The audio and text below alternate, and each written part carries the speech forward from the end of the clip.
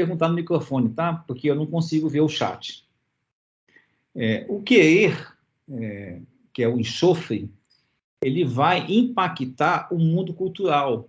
Por quê? Aquilo que um indivíduo cria, ele muda a cultura de um mundo, daquele povo, daquela região, né? Então, imagina, por exemplo, se vocês vão lá, vocês fazem parte de uma família católica tradicional, e aí alguém resolve na família ser espírita. Vamos supor que vocês sejam espíritas, você chega para os seus pais, ó pai, ó mãe, achei uma coisa incrível, o espiritismo. Qual que é a reação deles? Espera aí, que negócio é esse? Né? Você quer agora trazer uma coisa que vai transformar a cultura daquele lugar.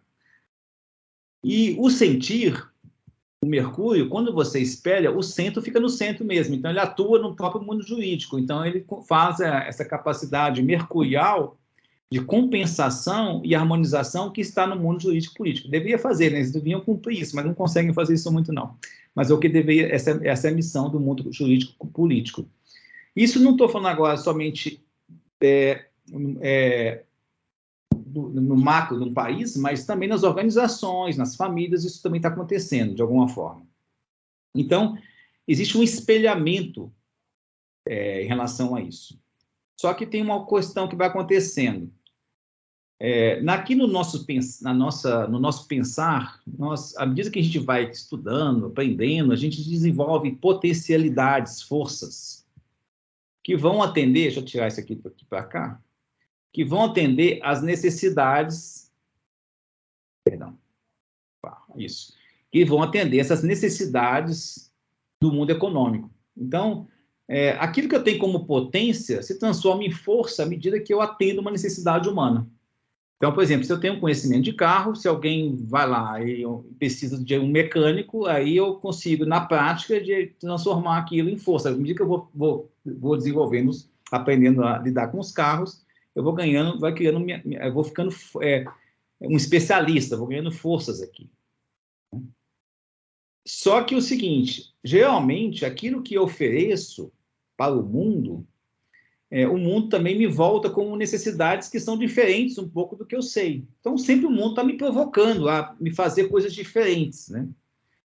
Isso numa organização, se você for perceber, vamos supor, uma empresa de software. Eu tenho uma empresa de software, aí eu ofereço um software, o cliente sempre quer alguma coisa diferente do que o software oferece, né? Sempre é assim. Então, está sempre... Então, existe uma força, e para toda força existe uma contra-força. Aquilo que eu crio, que eu desenvolvo, que é a minha força de transformação, ela também se revela com uma fraqueza. Por quê? Tudo que eu crio de novo, como o Steiner, uma vez tem uma frase bacana que ele fala assim, tudo que vem já está no mundo, está como velho, no novo está engateando, está começando. Então, tudo que eu crio a partir de mim, que eu tenho uma vontade, ela tem uma força de transformação, mas também é fraco, porque ainda está imaturo, está querendo aprender, mas eu levo isso para o mundo, né? E o mundo se sente ameaçado, né? O mundo se sente ameaçado e ele retorna com essa ameaça. Peraí, não vem com essas mudanças para mim, não, porque eu não quero o que você está trazendo de novo. Então, toda ideia que a gente traz de novo, ele traz um conflito. Então, tem essas duas forças que estão se contrapondo. Então, aqui começa a ter uma luta e uma competição que vai gerar paralisia. Se eu quero impor minhas forças no mundo, e o mundo quer impor necessidade, eu quero impor aquilo que eu crio, eu quero impor na cultura, e o mundo cultural se sente ameaçado e vem contra mim, eu vou criando uma competição aqui, há uma paralisia. Espero que todo mundo esteja acompanhando. Se alguém não estiver, me fala. Então, não sei se vocês já viram, quem trabalha com empresa, tem algo que chama análise SWOT. A gente tem que olhar as forças, fraquezas, ameaças e oportunidades. É interessante, né? Porque é a mesma coisa que acontece nessa relação do indivíduo com o social. Porque você pode olhar aqui também esse indivíduo como uma organização, como uma individualidade. E aqui como seus clientes, seus parceiros, seja lá quem for. Então, isso acontece no micro, no macro, está sempre acontecendo. Então, o que precisamos desenvolver? Uma empatia. Para quê? Para que eu consiga... se você se sente ameaçado, eu preciso entender o que te ameaça. Né? Se eu tenho uma força, se você tem uma necessidade, eu posso transformar isso em uma oportunidade de aprendizagem. E aí eu assimilo aquilo que você precisa e tento te trazer aquilo que te atende.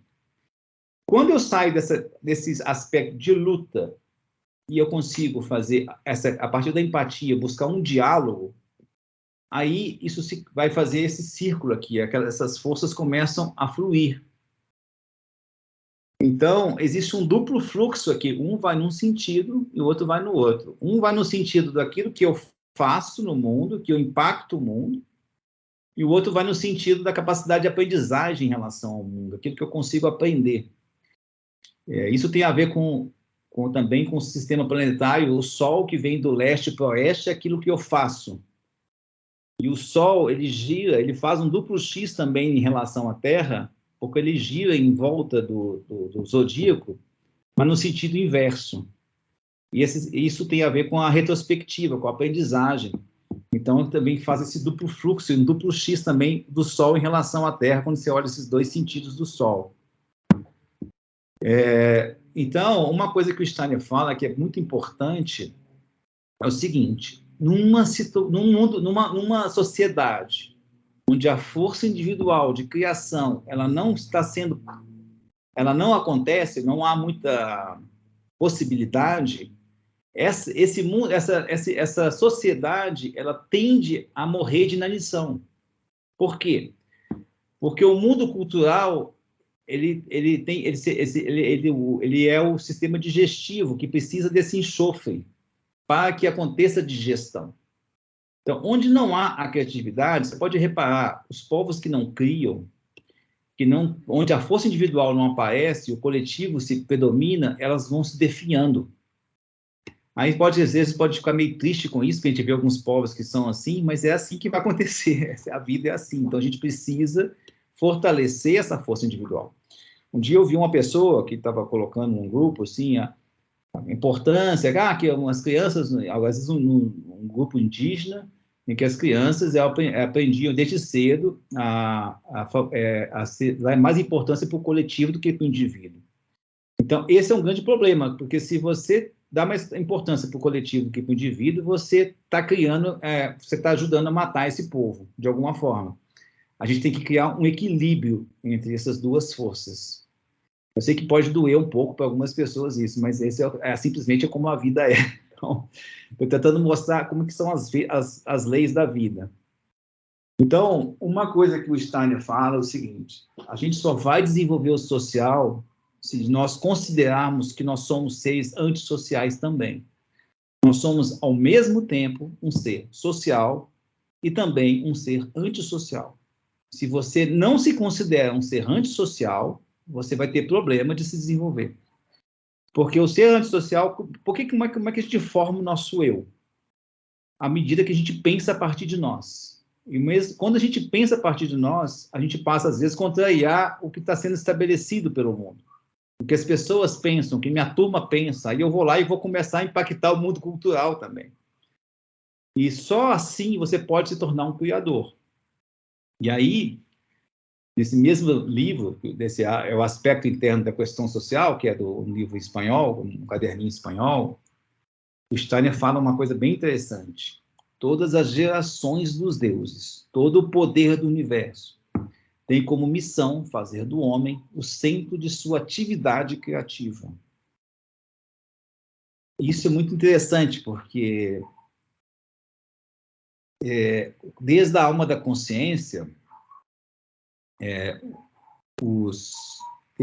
a alma da consciência, não sei se todo mundo conhece, mas vou falar um pouco assim, a alma da consciência é essa formação desse eu, né? Essa consciência dos atos, onde o ser humano se torna mais criativo, onde o ser humano ele passa a ter esse poder, né? E porque ele vai ter o domínio do seu eu. Por isso que na arte vai acontecer a perspectiva, que é o eu que se coloca de fora, porque antes a arte não tinha essa perspectiva. Essa alma da consciência que começa no século XV, ela teve que ser preparada por um grupo de pessoas que tinha uma missão de preparar o ser humano para que ele pudesse ser empreendedor. E para isso ele tinha que criar um Estado independente que não tivesse o domínio do Estado e nem da Igreja, para que o ser humano pudesse ser livre e pudesse empreender. Então, tinha que tirar o domínio do Estado. E esse grupo foram os Cavaleiros Templários. Então, eles criaram comunidades, né, economicamente saudáveis e independentes, e também criar uns bancos para financiar esse desenvolvimento. Eles sabiam também que esse empreendedorismo abriria uma porta para duas coisas. Um é o homem criar, e o outro para o homem destruir, porque o poder de criação é o mesmo que destrói. Então, isso poderia também ativar as forças as mais sombrias do ser humano. Mas eles sabiam que isso era necessário desenvolver. Então, por isso, eles criam o primeiro Estado independente da Europa, que é o Porto do Santo Graal, que se transformou, depois o nome que a gente conhece, chama Portugal. E depois eles tinham também que desenvolver uma outra comunidade fora, que é chamada uma Blessing Land, que virou o Brasil. Então, o Brasil foi descoberto também pelos templários, assim como as Américas, né? Cristóvão Colombo também é um templário, e eles tinham que fazer isso como preparação para que o ser humano pudesse desenvolver. Então, o Steiner, ele fala, inclusive, tem uma frase dele que ele fala assim, olha, muitas pessoas fazem apologia ao socialismo, mas mal estão sabendo que quando a gente está falando de socialismo, nós estamos falando de algo demoníaco. Porque o socialismo são as tentativas de retorno dessas forças de domínio estatais sobre o ser humano. Porque uma das coisas que o Stalin explica que é importante é que o Estado nunca deveria sequer nem entrar no mundo econômico, não deveria ter empresas estatais.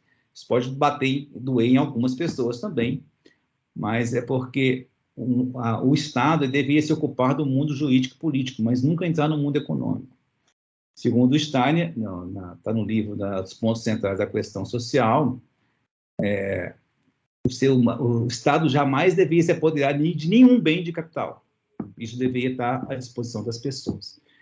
Sequer o Steiner também é a favor do capitalismo, ele fala do empreendedorismo, que eu vou tentar falar um pouco disso, que é um empreendedorismo com amor, né? Mas vamos lá. E aí, o que ele fala? Né? O ser humano não pode intervir bem no futuro se não prepara essa intervenção desde o conhecimento das forças operativas. O ser humano é uma criatura autoconsciente e há de tomar em suas mãos sua própria sorte. Então, nesse livro, A Lenda do Templo, né, que é onde saiu o livro Maniqueísmo, que é aquele livro pequenininho, quem já leu, ele faz parte desse livro, ele fala que existem certas leis que atuam no mundo que também vivem nas organizações. Então, a gente precisa entender como é que essas leis atuam quando a gente vai empreender. Então, empreender não quer dizer criar uma organização, é qualquer coisa que eu empreendo. Qualquer ato criativo, eu preciso entender como é que funcionam essas forças. Então, vamos começar a falar um pouquinho dessas forças que estão operando no mundo, para a gente entender um pouco. Tá tudo bem? Alguém tem alguma pergunta? A gente pode avançar nesse lugar? Pelo silêncio, vamos continuar. Então, é o seguinte, né? Uma coisa que o Steiner fala que no futuro as pessoas vão olhar para um balanço da contabilidade e vão ter a mesma sensação de uma pintura na Capela Sistina, o mesmo prazer.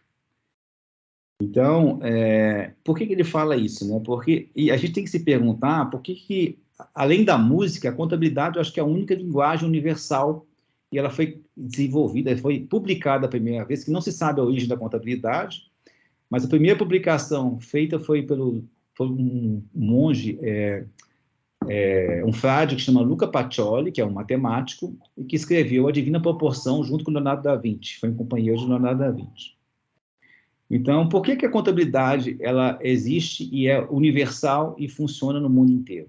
Porque ela retrata certas forças da vida. Então, a primeira coisa que a gente tem que entender é como é que funciona a criação. Então, primeiro a gente precisa de um elemento passivo, que é a matéria escura. Né? A palavra matéria vem de mater, que é mãe. Ela é um princípio passivo, mas tem toda uma sabedoria, por isso a Sofia, que está nas propriedades da matéria. Então, tudo que a gente vê, computador, que a gente está se conectando, vem das propriedades, das maravilhosas propriedades, da sabedoria que está impregnada na matéria. Então, esse é um princípio passivo que é necessário para toda a criação, precisa de um princípio passivo. Mas também precisa de um princípio ativo, que é uma intenção, uma força, uma luz que vem e que faz com que a matéria brote, né? Eu não estou falando de homem e mulher, tá, gente? Porque essas duas forças estão no homem e na mulher. Então, a gente não pode olhar isso só dessa forma. Estou querendo dizer que essas forças são os princípios da criação. Para toda a criação, eu preciso dessa polaridade. E quanto ao encontro de luz e sombra, acontece um fenômeno, né, que o Goethe traz, né, que vai contrapor o que o Newton nos ensinou, e o Goethe traz isso já foi comprovado, né, que, na verdade, do encontro da luz e das trevas vêm as cores do arco-íris. Nascem as cores, na verdade, né? Gente, eu não estou conseguindo ver. Se tiver perguntas, eu não consigo enxergar. Então, eu tenho que falar pelo alto-falante. Alguém lê para mim. Olhando no chat, tá, Elsa? Tá. Aí, qualquer coisa, você me fala. Tranquilo. Então, é o seguinte. A partir do encontro de luz, dessas duas forças, ativa e passiva, surgem as cores, né? E o homem, o ser humano, ele vem como mediador entre a luz e a matéria. E aqui eu tenho feito uma pesquisa há mais ou menos 10 anos de como é que essas leis acontecem na vida. Como é que funciona um empreendimento, né? Então, você precisa sempre de um propósito, que é uma força ativa. Qualquer empreendimento, você precisa ter um propósito, e esse propósito vai criar um resultado, por exemplo, o meu computador, né? Ele tomou uma forma, né? Tudo era minério, alguns anos atrás, ele tomou uma forma a partir de um propósito, uma ideia. Então, você tem aqui, por isso que a contabilidade, existe uma lei da contabilidade que é ativo é igual a passivo mais patrimônio líquido. Na verdade, patrimônio líquido também é passivo. Então, o que está se colocando na contabilidade é que o ativo é igual a passivo. Essas duas forças estão aqui. Toda vez, o propósito, ele é uma coisa geralmente muito etérica, não dá para entender exatamente o que a pessoa vai fazer. Mas, quando você sai do propósito para chegar no resultado, você tem que seguir um caminho que tem a ver com esse 7, o número 7. Isso que o Stein explica também. Onde tem vida, tem o número 7. Tudo que está na vida é regido por esse número 7, que tem a ver com os órgãos do corpo humano. Aqui tem a ver com 7 planetas. Só para falar um pouquinho, não vou entrar tanto por causa do nosso tempo, mas aqui tem a ver com Saturno em cima, e vai Júpiter, descendo Marte, o Sol, Vênus, Mercúrio e Lua. E aqui a Terra. O propósito está ligado ao cosmos, ao firmamento. Por isso que, geralmente, o propósito começa com um verbo no infinitivo, porque ele é algo perene, que não se esgota. Então, é desenvolver. Geralmente está num verbo infinitivo, porque ele tem a ver com o próprio cosmos, algo que nós nascemos com isso, como algo que a gente veio fazer alguma coisa nesse mundo, e que a gente precisa compreender qual é a nossa missão, né? O que o mundo pede para nós. Então, quando eu saio desse algo etérico para que possa ter resultado, eu vim num caminho de empreender. Essa mesma visão, a mesma visão, o Stein até traz um pouco dessa visão, isso é a mesma coisa que a queda do Adão e Eva. Eu tenho que sair do social para me individualizar. Eu só me individualizo quando eu sou um ser humano criativo. Senão eu não me individualizei. E aí eu tenho que sair do social para ser eu mesmo. E aí o mundo vai vir todas aquelas ameaças, você se sente ameaçado e vai vir as lutas. Por que você vai fazer isso? Você é louco, você não sei o que e tal. Começa aquelas coisas, né? Quem viu a história do Walt Disney, né, passou fome, passou dificuldades, e muitas pessoas, né, esse próprio Mandela, o tanto que ele passou para poder conseguir fazer o que ele fez, né? E ele se preparou muito na prisão, por mais estranho que pareça, né? Eu acho que ele realmente ficou preparado depois de passar pela prisão. Então, quando eu saio desse social, desse quentinho, e eu vou para o indivíduo, eu vim no caminho do empreender, mas eu tenho que me separar. E aí, como vem no Adão e Eva, né, eu tenho que lidar com o bem e do mal, porque essa é a árvore do conhecimento, eu tenho que me conhecer, e eu só posso me conhecer se eu ajo a partir de mim. quando eu crio uma visão de futuro, a visão de futuro é aquilo que eu quero impactar no mundo. Geralmente as empresas colocam visão como se eu quero ser o maior, ser o melhor. Isso não é uma visão. A visão é como o Mandela teve. Eu vou fazer com que essa África do Sul seja unida. Então, no final, a África do Sul vai estar unida. Eu vejo o final. Eu tenho uma visão da minha ação. Aconteceu já. E quando eu comecei a entrar nesse caminho, porque aqui Saturno tem a ver com Cronos, no espaço-tempo, eu comecei a gerar impacto no mundo.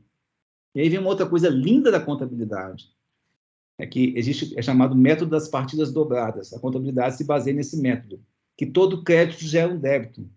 E quase nenhum contador sabe, infelizmente, é uma pena, que existe isso na filosofia contábil, isso eu não inventei, não, que todo crédito, o crédito é causa e débito é efeito. Então, toda vez que eu ajo, eu começo a impactar o mundo. Nas organizações, a gente chama de stakeholders, é um nome em inglês que muitas vezes a gente fica um pouco antipatizado, que não é desse mundo, mas é uma palavra muito crística, porque os stakeholders são os impactados, é o próximo, né? Então, ame o seu próximo, né? Ame o seu stakeholder. Esse deveria ser um olhar, né? Ame o seu stakeholder. E é engraçado também porque existem empresas de grande porte que já estão começando a fazer um trabalho mais próximo com os seus stakeholders e elas estão tornando mais lucrativas do que as outras. É interessante isso. Então, bem dá lucro, né? Então, eu preciso ter uma visão. Então, vamos pegar aqui a imagem do Mandela, né? Eu quero uma África do Sul unida. Essa imagem, ela é de extrema importância. Geralmente, a gente faz os princípios de uma organização, mais a partir dos nossos valores, o que eu penso, o que eu sinto, mas o princípio é algo muito mais profundo. É assim, o que eu tenho que fazer para que essa visão seja cumprida? Então, tem um diretor de cinema que chama David Lynch, que é aquele que fez o Homem-Elefante, fez um monte de outros filmes, não sei quem conhece, ele fala o seguinte: na imagem contém toda a ideia.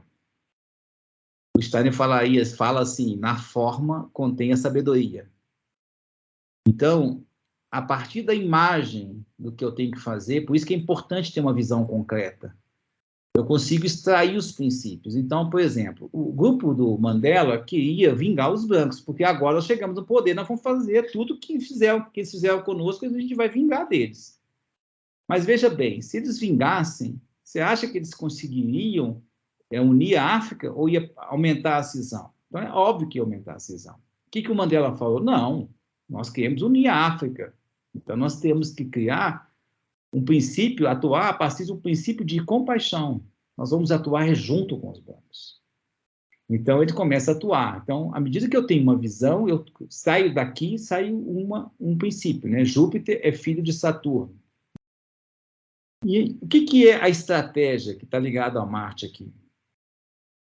A estratégia é o foco, onde eu vou focar toda a minha atenção, onde eu vou concentrar minha força, onde eu sou bom, tem a ver com quem eu sou, que eu vou conseguir gerar o maior impacto possível na minha visão. Então, assim, quando eu quero fazer muita coisa, eu não faço nada. Então, eu tenho que focar. Eu estava fazendo um trabalho numa empresa, fiz um diagnóstico numa empresa, ela não tinha uma estrutura que suportava essa estratégia. Eu falei assim, das duas, uma, ou você tem pouca gente, ou você quer fazer muita coisa e você não tem braço para fazer. Eu vou falar disso aqui daqui a pouco. Aí ele falou assim, nosso problema é esse, a gente quer fazer muita coisa, aí a gente não consegue concentrar a força. Então, vamos pegar o caso do Mandela de novo. O Mandela, aqui que ele concentrou as forças. Ninguém acreditava. Quem já assistiu Invictus, as pessoas não acreditam que ele está fazendo isso. Ele concentra no rugby. Por quê? Ele tinha um conceito de que o esporte une as pessoas. Então, ele concentrou todas as suas forças no rugby. Porque ele percebia que na África, as pessoas não torciam para o time de rugby, que é o time de branco. Então, os negros não torciam para o rugby. Então, ele consegue envolver todo mundo para que torça para o time de rugby. O time de rugby estava em 10º lugar, consegue ganhar o campeonato mundial. O invencível é a Nova Zelândia, eles conseguem vencer a Nova Zelândia. Então, veja bem, tudo isso aqui está conectado, tá vendo? E aí, eu vou pular aqui e vou passar para cá, que é Vênus. É arquitetura organizacional. Eu preciso ter pessoas que se mobilizam, que entendam, interiorizam essa estratégia. Então, as pessoas, ele conversava com as pessoas, ele ia visitar o time. As pessoas precisam compreender essa estratégia para que possam praticar essa estratégia. Por quê? se nós queremos atuar como organismo, todas as pessoas têm que estar entendendo o propósito do organismo, senão cada um vai fazer de um jeito totalmente diferente. Esse é um grande esforço que precisa acontecer para que as pessoas compreendam essa estratégia, porque a estrutura tem que se moldar para que essa estratégia aconteça, né? Vênus, ela prepara o campo para que Marte atue, né? Então, ela está aqui conectada com essa estratégia, que está conectada com os princípios e com a visão. A estratégia ela tem que focar no impacto na visão e seguindo as leis, os princípios e políticas que vão reger que vão levar também essa visão. Aqui nós temos os processos, né? O pai da qualidade total, o Deming, que criou o modelo Toyota, ele falava assim, você quer mudar o processo sem mudar os princípios, não tem jeito. Então, se eu tenho um princípio de compaixão, o meu processo é de compaixão. Eu vou trabalhar junto, eu vou mudar na justiça, não vou querer vingar as pessoas, eles fizeram um trabalho enorme de justiça restaurativa lá. Então, os processos mudam porque eles são orientados pelo princípio de gestão, porque Vênus e Júpiter estão em conexão também, né? E, por último, nós temos aqui a Lua, a reprodução, que tem a ver com os recursos e know-how. Eu tenho que reproduzir, né? Eu tenho que produzir aquilo que eu imaginei, aquilo que eu tenho que tentar, ao máximo possível, entregar para o mundo aquilo que foi imaginado. Então, e aí eu vou começar a impactar as pessoas. Então, veja bem, se eu tiver uma visão concreta de resultados que não gera valor para as pessoas, que não gera entusiasmo, o que vai acontecer? Elas não vão querer pagar o preço justo para mim. Aí vai faltar recurso aqui embaixo. Eu não vou ter dinheiro para poder fazer inovação. Então, uma coisa impacta a outra. Eu preciso ter princípios e políticas, mas preciso aprender. Tem uma história da Toyota que é muito interessante, que ela entrou no mercado americano e deu errado. Aí eles falaram assim, poxa, a gente deu errado, não vamos ter que voltar para o Japão. Eu imagino quanto custou isso. E 5 anos depois, eles voltaram a aprender uma coisa e criar uma nova política. Nunca mais entraremos no mercado sem estudar esse mercado antes. Quando eles voltaram, então, para os Estados Unidos, criaram um novo processo. Qual é o processo? Mandaram engenheiros japoneses viver em Beverly Hills e entender a cultura americana. Aí eles fizeram carros maiores. Aí deu certo. Transformaram na montadora número 1. Então, a estratégia, eu preciso me harmonizar com quem vai ser impactado por essa estratégia, né? Eu lembro quando o Extra veio aqui para o BH Shopping, se tiver alguém que não é de Belo Horizonte, mas não vai saber muito, mas eles montaram um hipermercado aqui na frente, na saída do Rio de Janeiro, e isso ia gerar muito impacto ambiental. Aí eles conversaram com a Associação de Bairros do Belvedere, e aí, por causa disso, eles conversaram e fizeram criaram uma alça, um retorno, logo depois do supermercado, eles que construíram. E aí, o que acontece? Aqueles que poderiam ficar meio inimigos do projeto, ficaram amigos do projeto. Eles fizeram, na época, até uma faixinha e agradeceram ao Extra. E aqui, eu não vou entrar em detalhes aqui, mas aqui também tem a ver com, assim, eu tenho que criar um modelo de tomada de decisão, que também dê suporte a essa estratégia, e aqui nos processos que tem que fluir, eu tenho que integrar aqui no encontro das áreas. Eu tenho que fazer uma integração. O que eu quero dizer aqui é o seguinte, nós temos 3 forças de forma e frio aqui, que geram nas suas polaridades forças de calor e vida. Então, aqui é calor e vida, aqui calor e vida, e aqui é forma e frio também. Toda vez que um corpo humano adoece, ele vai ter um tipo de doença, quando é excesso de frio, chamada doença esclerosante. Se for um excesso de calor, é uma doença inflamatória. Quem vai curar esse organismo é o coração. O coração é a governança. A governança não tem a mesma polaridade que os outros, porque aqui é o Sol. Tem a ver com o sistema circulatório e com o coração do ser humano. E o coração do ser humano tem 2 movimentos. Um de sístole, que é de apertar. Então, o que eu tenho que fazer? Ter números, indicadores, eu tenho que olhar o DRE, eu tenho que olhar a contabilidade, ver os números e reconhecer o que está acontecendo. Isso a gente chama de processo de consciência. Eu preciso tomar consciência do que está acontecendo. E é um processo duro, porque é um aperto, né? Como diz o Goethe, eu tenho que apertar. O mundo aperta e solta. E aí, esse lado de cá é a governança de pessoas, que é o quê? Eu olho agora, tenho que ver o seguinte, os números estão bons, alguns bons e outros ruins. Então, o que nós temos que aprender como grupo individualmente, para que possamos mudar. E aí é um processo de aprendizagem.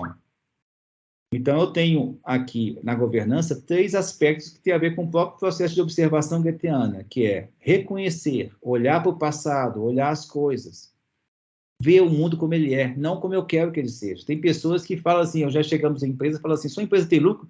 Tem. Deixa eu ver sua contabilidade. Ah, lá no DRE, que é onde mostra o lucro, né? Está com prejuízo, mas a gente tem lucro. Mas como assim? Então, a pessoa tem dificuldade de reconhecer que o negócio, às vezes, está indo mal. Então, eu tenho que ver tudo que está acontecendo, ver o que está desintegrado, qual é o problema, se eu não estou gerando valor, às vezes, né? Se eu não estou gerando valor suficiente para as pessoas me pagarem, ou seja lá o que está acontecendo. E tem que ver o que está precisando ser integrado, porque quando eu integro as polaridades, eu consigo ter uma renovação, algo novo pode nascer. Então, aí aqui está ligado ao passado, aqui ao presente, aqui ao futuro. Então, para que uma empresa funcione, ela precisa ter essa força de verticalidade, de empreender, que é separar, que é o indivíduo.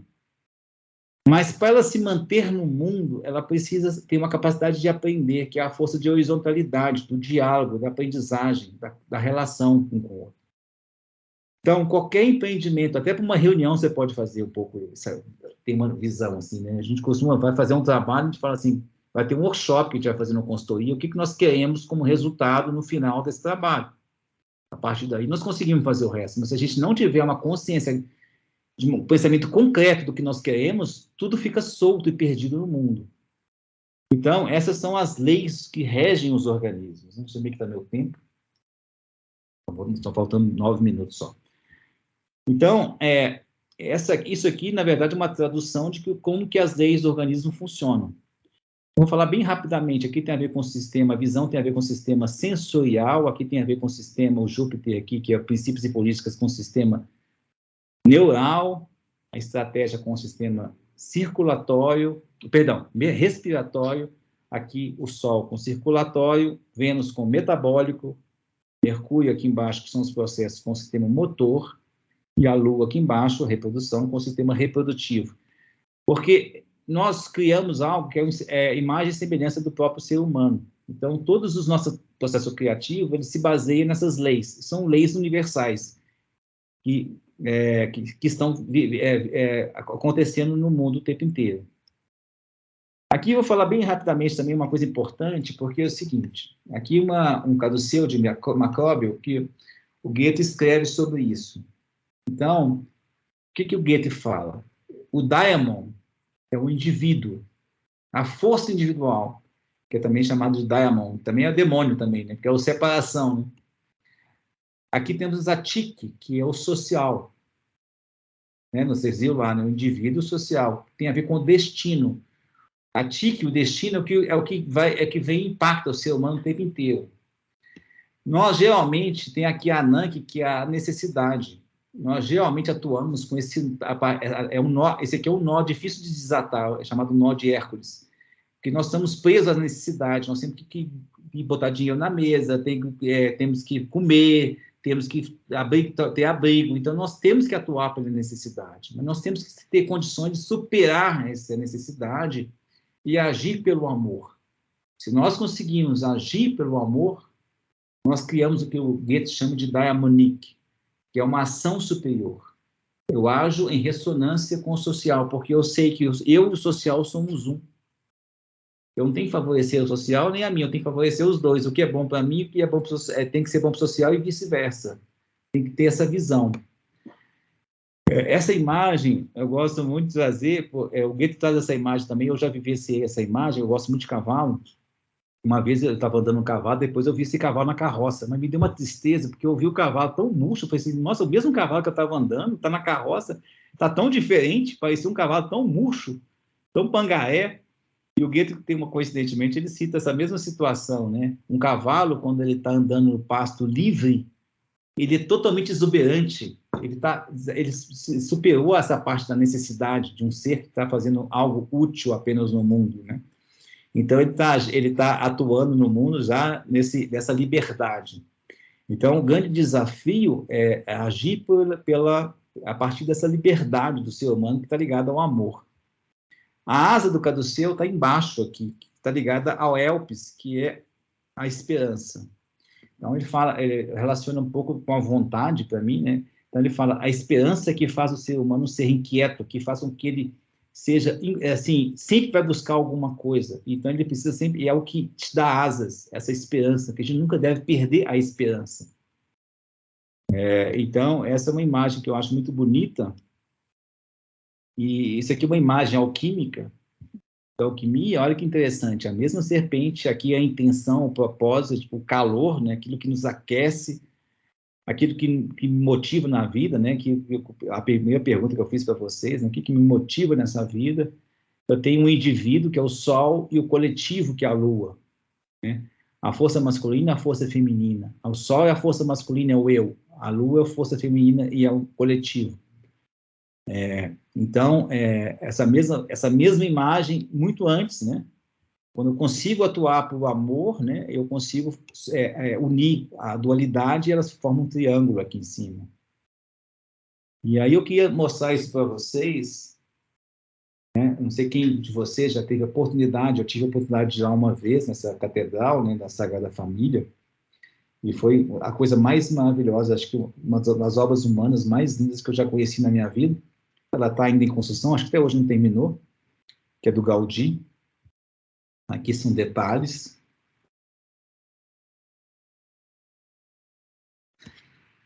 Aqui da parte interior da catedral. Então, um dos motivos que esse tipo de catedral foi construído é para que o ser humano nunca se esqueça de tudo que ele é capaz de fazer nessa vida. Basta ele acreditar. Então, nós precisamos reconectar com essa força interior que nós temos, que a gente não sabe que nós temos. Só nós temos uma força incrivelmente potente, mas que o mundo quer nos trazer uma imagem que nós não somos capazes. Mas nós podemos, a partir da nossa vontade, da nossa esperança, fazer obras incríveis, né? Mas a gente precisa se conectar conosco mesmo, né? Com a nossa própria força individual. Então, assim, essa mensagem que eu queria trazer, não sei se eu fui tão claro, eu sei que o tempo é curto, e agora eu queria ouvir um pouco vocês, se tem uma pergunta. Desculpe se eu provoquei alguém nas suas crenças, mas tentei trazer um pouco dessa compreensão dessas leis. Aí eu queria ouvir vocês, tem alguma pergunta, algum comentário, como é que está tocando vocês.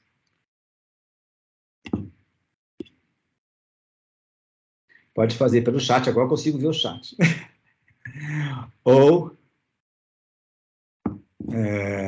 Ou pode falar, eu acho melhor.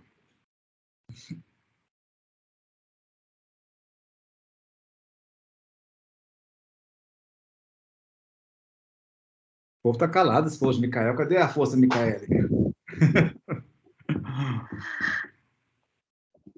Acho que está todo mundo reflexivo, né, Elcio? Porque o que você traz para a gente é muito forte no sentido dessa necessidade da gente, né, enquanto individualidade, para poder fazer esse caminho, né, assim, de reconhecer, de reconectar. Eu acho que, assim, a gente tem, né, o advento da pandemia que traz para a gente alguns desafios mesmo desse relacionar-se de novo, agora num outro contexto, né, com uma nova visão de vida, de mundo. Então, é valioso demais o que você trouxe.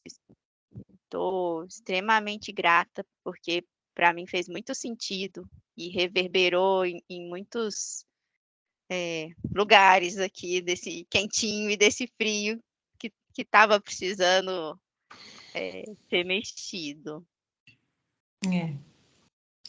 Eu queria voltar, Elcio, na primeira pergunta, né, que você colocou, que era para a gente lembrar algo, né, que a gente tinha realizado, não é isso? Sim.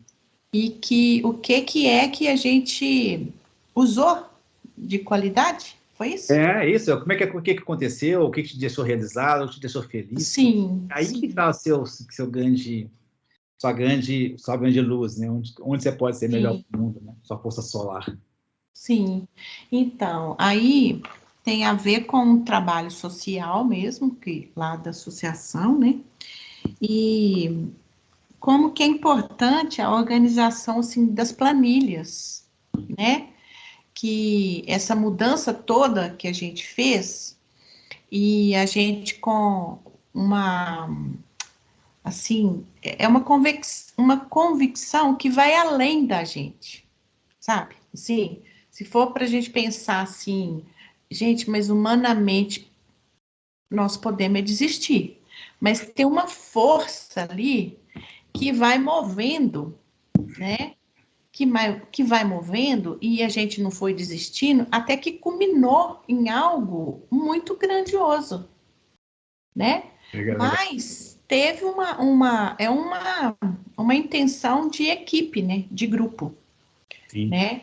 E recentemente eu fui representando a associação numa situação que envolvia uma liberdade minha, né, assim, de ir ao encontro dessas pessoas, né, e que envolvia um dinheiro e tudo, mas a minha consciência estava tão limpa, assim, uma coisa limpa, verdadeira, ética, sabe? Que, assim, eu estava formando um outro espaço numa outra comunidade, mas é um ser maior que juntou ali, sabe? Então, assim, que é isso, é consciência limpa de ter realizado algo da melhor maneira, né? E ter uma certeza ética de que tinha bondade, de que tinha uma visão dessa coisa que você falou, quanto que entra e quanto que sai do dinheiro, né? Então, isso forma a planilha em si, ela é limpa, né? E então tem uma coisa verdadeira, sabe? É muito bonito isso. Que legal. Muito legal. Eu falei demais, mas deu para entender, Não, né? mas bacana. Demais. Legal. Obrigado, Maria Paula. Muito bom. É, Quem é mais? isso. Criando. Eu gostaria de falar, Quem falou? Elziane. A Luziane. Eu sou contadora, eu vivo no mundo corporativo, e achei, assim, estou encantada. Até falei com a minha irmã aqui, Luísa, eu quero ver isso de novo, quero estudar mais. Essa relação, né, da matéria que eu fico ali, né, na planilha, números, controles, nananã, e essa relação de uma outra forma de ver isso. Inclusive, vieram vários insights para uma reunião que eu vou ter amanhã de planejamento estratégico e algumas coisas que eu vou ver da empresa, que eu acho que eu vou muito mais inspirada, com o coração muito mais aberto, com a alma mais leve, com outro olhar para o mundo corporativo, que é o que eu não tinha antes. Então, assim, eu quero te agradecer muito por essa palestra. Ela me trouxe muitos insights, foi muito boa para mim. Tá, Jóia. Depois, se você quiser falar mais, você pode me ligar que a gente conversa um pouco. Tá meu celular aí. Obrigada. Nada. É bacana, né? Eu estava conversando com um consultor, que a gente vai dar um curso a gente criou um diagnóstico e está formando uns consultores, e tem um consultor de São Paulo, um cara já experiente, com 60 e poucos anos, e ele falou assim, por que não me ensinaram isso na escola? Ia ter outra, e ela falou assim, eu também não me ensinava, né? Eu fui buscando, custei também não aprendi assim, infelizmente, mas assim, é muito mais lindo, né? Quando você vê assim, aí a gente pode até olhar como parecendo uma pintura da Capela Sistina, né? Já Exatamente. começa a aproximar um pouquinho. Não são só os números, nem o risco lá, né, das partidas dobradas, que a gente vê aquilo ali muito físico, muito material. Então, a gente extrapola isso aí, vai além, né? Então, acho que é isso que me trouxe aqui, esse olhar diferenciado para a contabilidade, para os controles, para a empresa em si, e ver que a gente está com pessoas, né? São feitos por pessoas, não são só as planilhas, os controles, e eu acho que isso vai fazer uma diferença agora para valer para mim daqui por diante. Que legal. Então, nas formas, né, que se apresentam nos números da contabilidade, existe a morfologia da organização, que são as forças, a sabedoria, todo o conhecimento, todo o lado espiritual que está formando a organização. Então, é bem legal isso, quando a gente começa a perceber dessa forma. Fica mais leve um pouquinho. Sim, sim, obrigada. Muito bom. Obrigado por compartilhar também. Uhum. Mais alguma pergunta, não? Mariana está escrevendo alguma coisa. Não. Mariana e Daniel estão digitando. Que isso? Não, até o final. Mariana está saindo. Obrigado, Mariana. Até a próxima. Um beijo na sua filhinha. Tchau, Mariana. Beijo. Ô, Elcio, eu gostei muito quando você falou, né, do século XV, né, que é onde que começou a alma da consciência, né, que houveram as pessoas preparadas, né, para tirar os poderes, né, que de certa forma impediam a individualidade, né. Essa força do Estado e da Igreja, né, que é um do poder, né, sobre o ser humano, sobre o indivíduo, né. Sim. E aí entra, né, a força de Micael, né, assim, porque ao mesmo tempo que liberta a porta do portal, né, do ser humano criativo, também vai liberar as sombras, né? Sim. Então, você vê que Micael, né, nós estamos numa época em que nós estamos tendo a ajuda dele, Sim. né? E todas as vezes em que a humanidade, né, tem a regência de Micael, nós construímos com mais facilidade as coisas para a humanidade. Quer dizer, por mais difícil que esteja agora, né, a gente tem que entender que existe uma força impulsionadora para a gente cuidar da humanidade, do social. Tá tendo muita sombra porque tá tendo muita luz, né? Sim. Agora tem uma coisa interessante também, é o seguinte, porque essa mesma imagem é a mesma imagem do mito de Prometeu. Aham. Então, não existia um ser humano, só existia o homem andrógeno, né? Não existia uma mulher, né? Que a mulher significa dualidade, aí vem a Pandora, né? Porque ele rouba o fogo dos deuses, que é esse fogo do calor, dessa chama da vontade, da inteligência, dá para os seres humanos. E aí o Zeus manda a Pandora, não é que ele aparece na mitologia como castigo, mas não é um castigo, é uma lei. Se você quiser lidar com essa força, você vai ter que lidar com a dualidade. Uhum. E junto com a dualidade que vem pelo feminino nesse caso, vem todos os males na caixa de Pandora. Então você vai ter que lidar com o bem e com o mal. Uhum. Mas aí Prometeu é acorrentado e está preso na pedra do Cáucaso, né? Porque ele está preso, acorrentado na matéria. E ele só pode ser desacorrentado por alguém que fez um processo iniciático. Então, ele perdeu a conexão, ele perdeu a imortalidade, Zeus tira a imortalidade dele, e ele recupera, a partir da imortalidade do Quirón, mas quem faz isso é Hércules, que desacorrenta. Uhum. Então, eu falo assim, eu costumo falar o seguinte, todos nós temos um Prometeu acorrentado na pedra, querendo ser que a gente liberte, pedindo, pelo amor de Deus, para a gente libertá-lo, já que ele fez esse bem por nós, né? Ele trouxe o fogo para nós, mas ele precisa ser libertado quando a gente sair dessa visão materialista do mundo. Uhum. E temos que aprender a pensar por nós, criar nossos próprios pensamentos, né?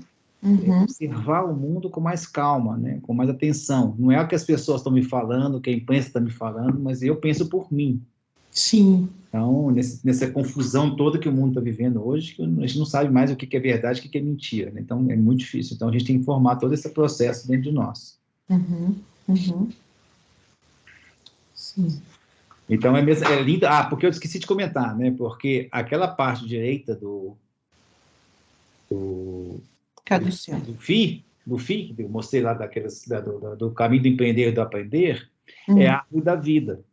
Por quê? É o amor. Quando eu ajo pelo amor ao social, amor ao próximo, amor ao stakeholder, né, amor ao próximo, eu me reconecto com o mundo, eu reconecto com a minha vida eterna.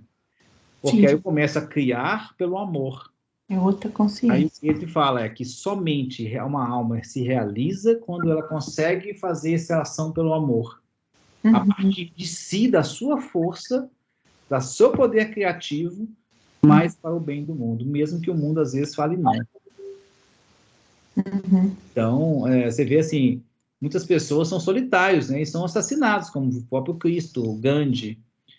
Sim, você vê a história de Cristóvão Colombo, ele foi ameaçado de morte inúmeras vezes, né, foi preso. Então, assim, ele falava assim, quem foi iluminado está condenado a seguir a luz apesar dos outros. Porque nada que vem de bom para a humanidade terá unanimidade. Porque o social vai reagir contra, normalmente. Esse que é o problema. Então, você vê que o Cristo era incompreendido, né? Ninguém compreendia muito ele, né? Assim, você vai conversar com os romanos, você vai conversar com o publicano, vai conversar com uma samaritana, você vai fazer isso, você vai fazer aquilo, e eles queriam, vão fugir daqui, né, na quinta-feira da Semana Santa, vão fugir daqui, né? Pedro falou com ele, falou assim, não, afasta-se de mim, Satanás, eu tenho que passar pelo processo, né? Eu tenho que encarar a dor. Então, é isso, a mitologia toda nos conta essa história. É isso que é lindo, né? E lembrando do Steiner, né, que ele fala, né, que assim, o que nos dá coragem verdadeira, né, para enfrentar o medo é o amor. Isso. E tem uma outra coisa que ele fala linda, não sei se você lembra, ele fala assim, a imagem do futuro, o medo que nós temos do presente só pode ser superado por uma imagem do futuro que queremos. Essa imagem do futuro que queremos é a visão de futuro. É aquilo que nós queremos mudar no mundo, ver mudado no mundo. É aquilo que a gente chama de visão concreta de futuro. Eu tenho que ter uma visão do que eu quero transformar.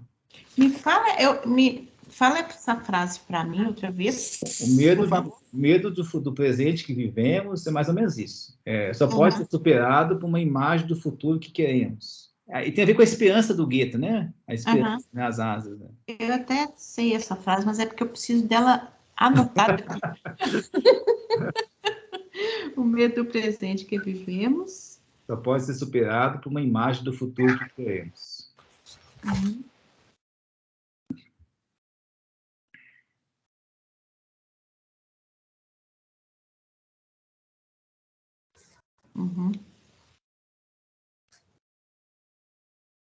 Muito, muito obrigada.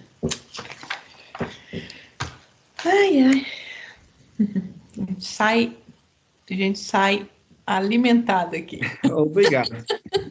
Bom, espero que possa ter colaborado com vocês um pouquinho, para cutucar um pouquinho, né? Muito rápido, né? Mas só para mexer um pouquinho com vocês. Eu estou escrevendo um livro sobre isso, né? Daqui, acho que até o final do ano, início do ano que vem, deve ser publicado. Vou convidar vocês, me ajudam.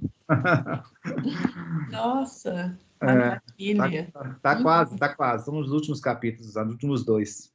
Ai, que bacana. Vou mostrar um pouco sobre o que a gente chama das organizações.